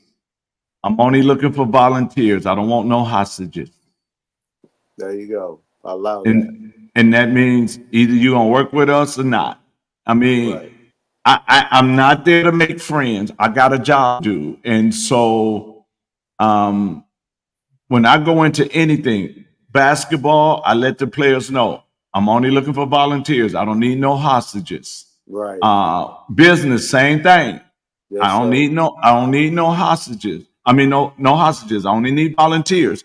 Why do I say it like that? Because as the CEO, I need you to work with me, not against me. But I'm also going to let you know I'm willing to work with you. I'm willing to do, because if I gotta set the tone, if I'm nice and talk to everybody, oh, so how you been doing? You been doing this? Okay, no, because like Harper said, once we get the keys, then we can find out all the issues. Right.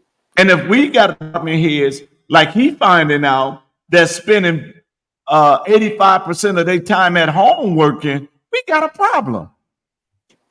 You need to be at the line. You need to be here. You don't need to. The standard is if I'm coming in early and leaving late, you think I'm gonna let you come work 85% of your time from home? Well, we're gonna have to change that automatically, right? Because we got work to do and you can't do it from home. Right. So how you gonna gauge your team if you're working 85% of the time from home? Right? You can't manage thoroughly from home 85% of the time. Maybe 35% or 25%, but 85, that's a significant amount of time away from that office. But in fairness, we have a new hybrid work environment. You know what I'm saying?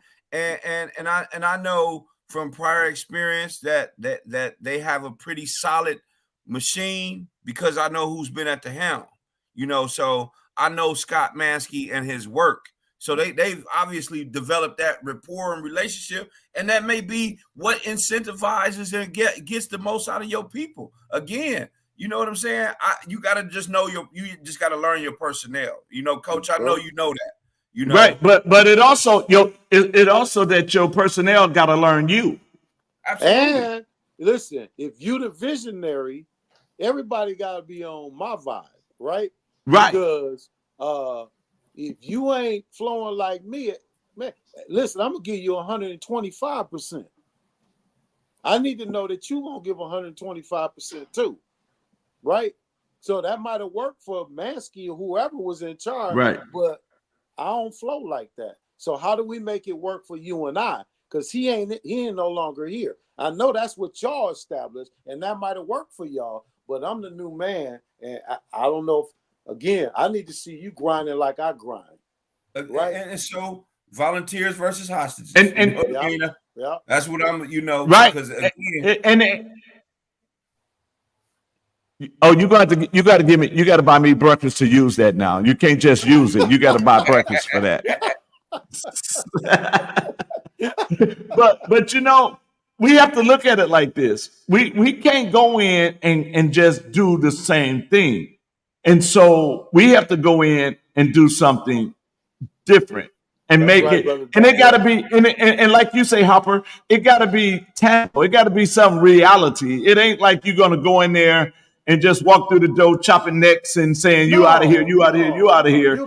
But it's going in and saying, listen, this is the direction we're going now. Right. Who's going with us, right? Right. And then you ain't got to be hostile about it.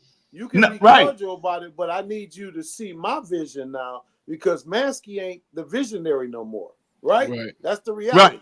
Right. And some people may struggle to embrace that, but that's the reality. He ain't never coming back, right? It's a new captain on the ship. Right. And the captain, every captain might navigate that ship differently. Now, Right. they're going to use the same mechanism Yes. to get you there safely, but each one of them do it their own way, right? That's all I'm saying. It can't be but one visionary. And I can't have you And you holding on remember, to go ahead. I'm sorry, but you remember what we told them, right? And I've been saying this from day one of my campaign, right? I Yep. said 2 things I can promise you.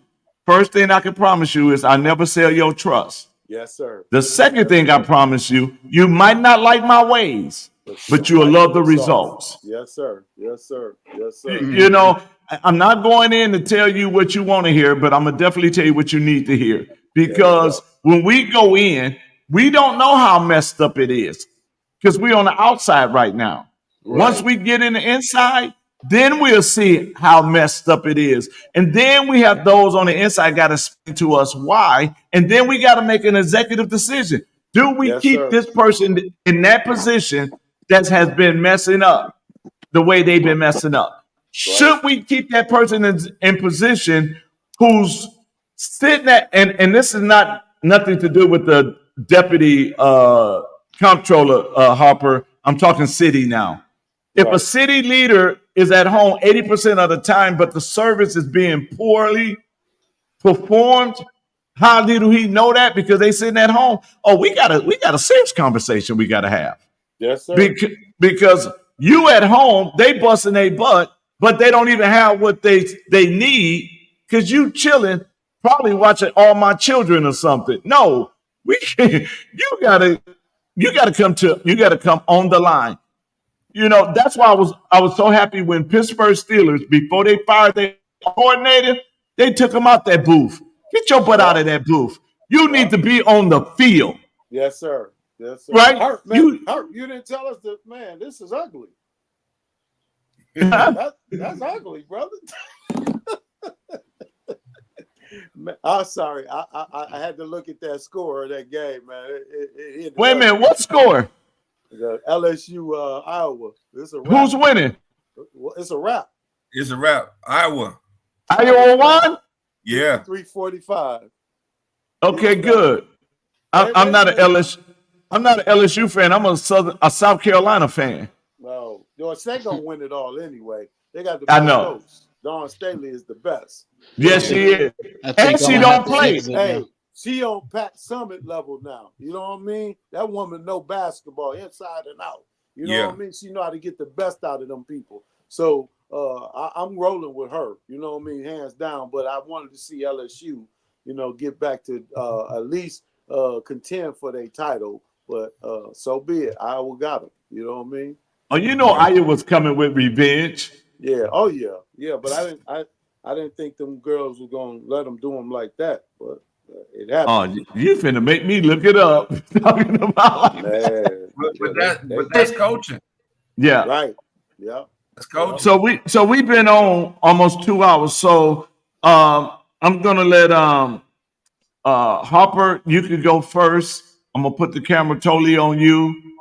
Give your final spiel and why people should vote for you, and then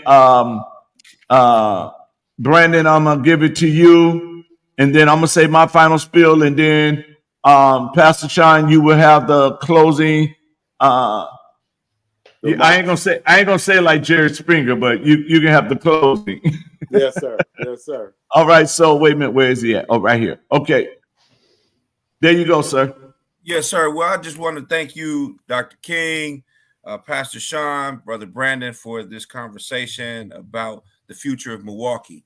And I'm here just making one final plea and petition for your support for Milwaukee County Comptroller. If you want a hardworking servant leader who's committed to the community and the city, the county, I'm the choice. My credentials, my experience have prepared me for the opportunity that's at hand. And more importantly, I accepted the assignment when God sent it to me. So I'm putting my trust in him ultimately, but I'm asking for your support on tomorrow. We need to get up, get out, show out. The weather may get a little wonky, but we need to demonstrate that we're committed to this process. You know, I'm Michael S. Harper, somebody for everybody, your next Milwaukee County Comptroller. Thank you. Amen. I love it. Well, I just want to say it's been a long ride, and it's time for change. It's not about just passing laws, adopting ordinances, or approving budgets, but it's about the people who those budgets and laws are for. Uh, it's from potholes to public improvements. You know, that's the decisions that the Common Council make, and those are the things that coordinates our everyday lives. And your input matters tomorrow. Um, when it comes to that vote, we need to hold our representatives accountable and demand that we are better served. So, in order to have that, I ask you to vote for me tomorrow, Brandon R. Payton, for District 6 Alderman. And follow me and go with me when I take District 6 into the next direction, which is improvement. Thank you. Thank you. All right, y'all can't see me because of the fact that something is going wrong. Maybe I'm imitating our mayor now because we couldn't see him during the election. So maybe that's what it is. But I okay, I'm done with the jokes, yeah. But I want to say this. I want to say, Milwaukee, just look at what we've been dealing with for a long time. 91,000 people voted for a mayor in 2020. 89,000 voted for a mayor in the special election. And those 91,000 chose the direction of the city in your life.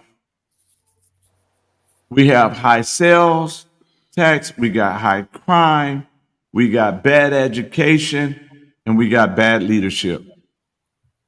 If you're sick or tired of complaining, then I challenge you tomorrow, vote for a new direction. Vote for a person who has receipts, who can show you the work that they have already been doing in the city, and he's now going to do it at a higher level. Vote for a person that is concerned about you, your children, your grandchildren, all the way to the next 4 generations. And we have to look at it this way. For so long, as a people, we've been mistreated, we've been lied to. People come to you, say, vote for me, I'm gonna do this, I'm gonna do that, I'm gonna do that. 53206 still the same. All the other communities that's been suffering is still the same. We have food deserts. We don't have pharmacies in our community anymore. It's time for new leadership. So I'm asking you tomorrow, don't just go by yourself. Take somebody with you. Vote David King for mayor. And I promise you again, will not sell your trust. That's why I didn't go to no special interest group. That's why I didn't fill out none of their surveys. That's why I didn't take none of their money. This campaign was funded by the people of Milwaukee. So I'm asking you, vote for somebody that wants to do something for you. Help me help you. And at this time, I'm going to turn it over to Pastor Sean.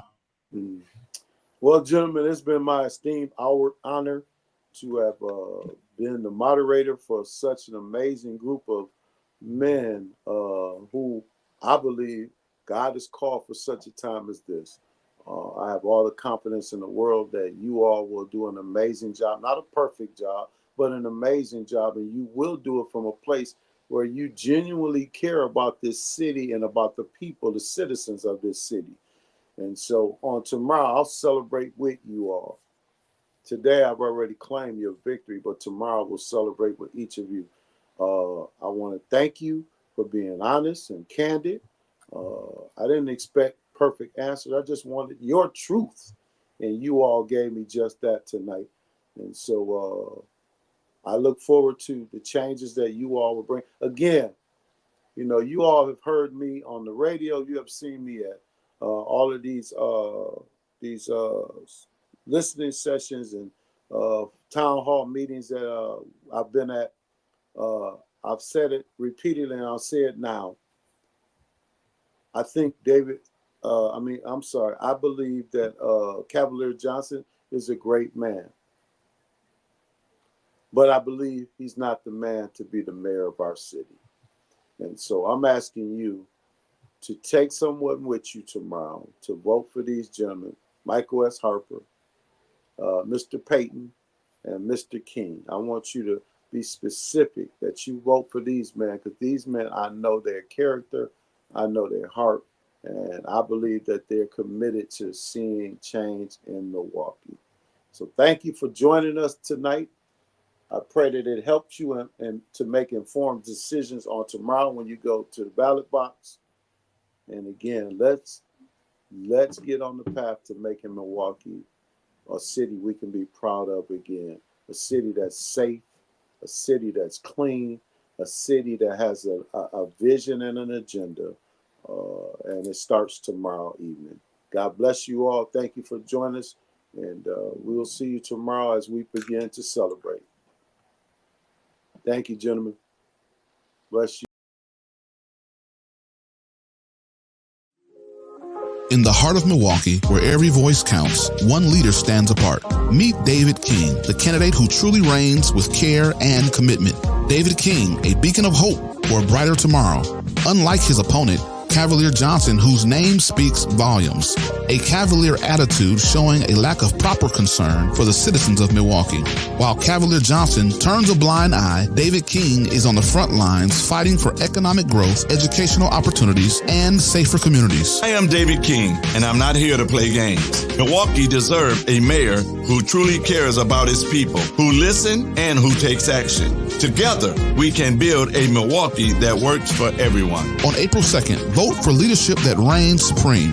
Vote David King for Mayor of Milwaukee. Authorized and paid for by King for Mayor, Celadis Landon Treasurer. See, when God put people in position, man, he put people in position for a reason. Amen. And it's up to us as people to help the person in position so they can help us. So what we need to do, we need to get up, we need to go to the polls, and we need to vote for David King. I don't know about you, but me, I want to see some better changes and some good results. Vote for David King, cause if we don't, we gon' be lost. Deep inside my heart, I feel like he can set it off. How can we go wrong with a soldier of the cross? Check his trust and make us in my eyes was looking good. Better go vote for this man, cause if you're not, you really should. He the one that's truly trying to make a difference in the hood. All I need is us to help him bring a system to the hood. Not only that, he got some major plans for the city. Better get up on your feet and go down to the polls with me. Calling on the voters, they can vote the road with me. If you hear this song, I pray you take the stroll with me. Gotta make a change, cause if we don't, we cannot complain. Gotta get involved before we see our city die vain. No more slackers that be taking naps up in their chair. Flood the polls and vote David King for the mayor. Hey, if you wanna make a change, let's go to the polls and vote. Tired of the same thing. Let's go to the polls and vote. If we don't, we can't complain. Let's go to the polls and vote. David King, that's the name. Let's go to the polls and vote. If you wanna make a change, let's go to the polls and vote. Tired of the same thing. Let's go to the polls and vote. If we don't, we can't complain. Let's go to the polls and vote. David King, that's the name. Let's go to the polls and vote. Milwaukee, don't you know we need a change? It's time to get serious and stop playing games. We can't go on if we gonna do the same. On April 2nd, won't you vote for David King? A man of God, guaranteed to make a change. Sometimes in life, we gotta switch lanes. I'm talking about traffic and it's just one thing. People drive around like they're going insane. So come on out, don't you know we need some hope? When you turn 18, you can register to vote. I put it in my verse, some of y'all ain't know. Let's vote David King, watch the city grow.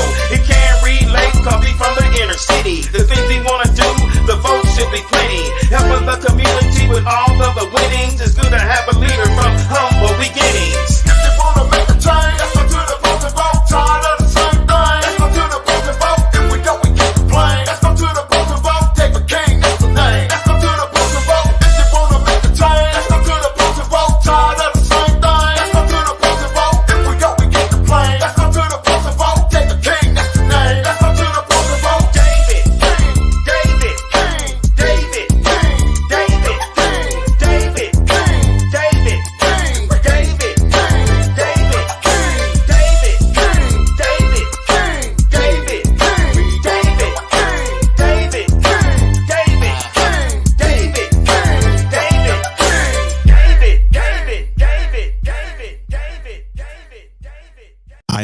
David King, and I approve this message. Milwaukee, it's time for change. It's time for leadership that listens, understands, and takes action. David King is that leader. As a dedicated community advocate and successful entrepreneur, David knows what it takes to get things done. He's not afraid to roll up his sleeves and work alongside the people of Milwaukee to tackle our toughest challenges. From improving public safety to investing in our schools, David King has a bold vision for our city's future. He'll ensure that every resident has a seat at the table. Together, we can build a Milwaukee that works for everyone, a city where opportunity knows no bound and where our best days are yet to come. I'm David King, and I am ready to lead. Authorized and paid for by King for Mayor, Celanese Landon, Treasurer.